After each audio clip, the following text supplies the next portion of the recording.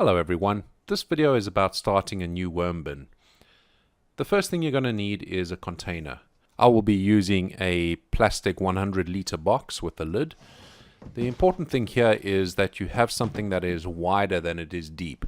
You want lots of surface area for the worms. It optimizes their feeding and breeding and that sort of thing. So a bucket is not ideal. It will work, but it's not the best thing to use. Worms are like any other animal and they need to breathe. So we are going to create some air holes at the top of the bin.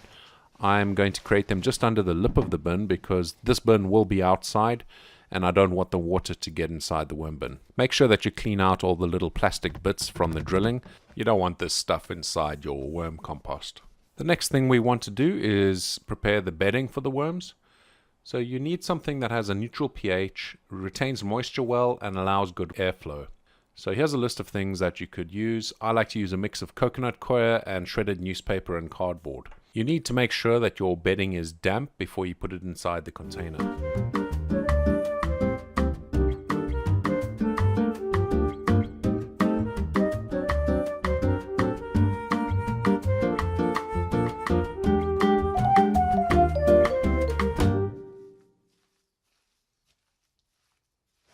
You want to fluff up and mix up the bedding and just make sure that it's properly wet throughout, and then you just need to dump it inside your worm bin.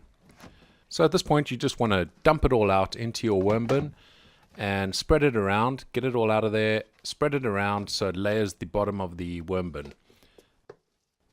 That'll give a nice base layer for your worms for them to make themselves comfortable.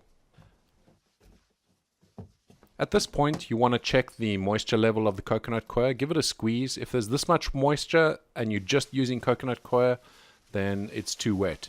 But as you can see, I'm adding some shredded paper and shredded cardboard, so that'll absorb a lot of the moisture that's in there. That's why I make it a bit wetter than you would normally have it. So add that all in. It's about equal amounts of coconut coir and the shredded paper. Mix it all up so it's nicely mixed up and all even. I then like to add some used coffee grounds. This is about 2 weeks worth that I have collected. Spread that around a bit and the worms will absolutely love it. So the way I start my bin is, because I already have existing worm farms and worm trays like this, I'm actually going to use this to start off the new worm bin. Now, not everybody has an existing worm bin to use, but the reason I like to do this is because this is an established wormery.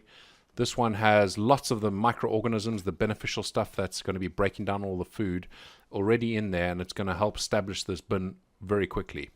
What you need to know is worms don't actually eat all those bits and pieces, all that food that's in there. What's happening is the microorganisms that are inside the worm bin are breaking that stuff down, and the worms are eating the microorganisms.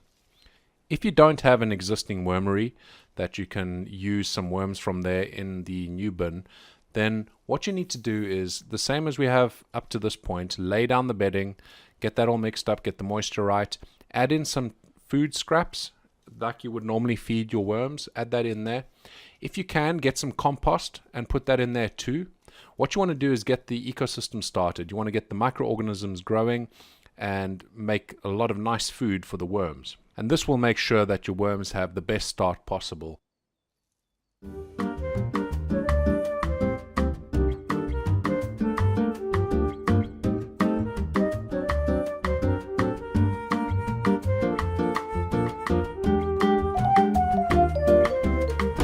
Once your worms have settled down a bit and they've gone underneath the top layer of the worm bin, you can then add some ground eggshells and also some worm chow just to kickstart them.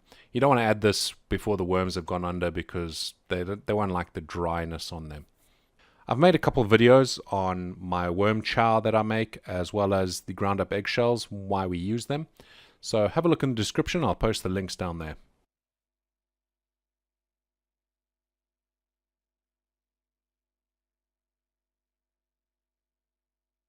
You want to use a spray bottle to spray it down, just damp down the top, and that's it. We're done.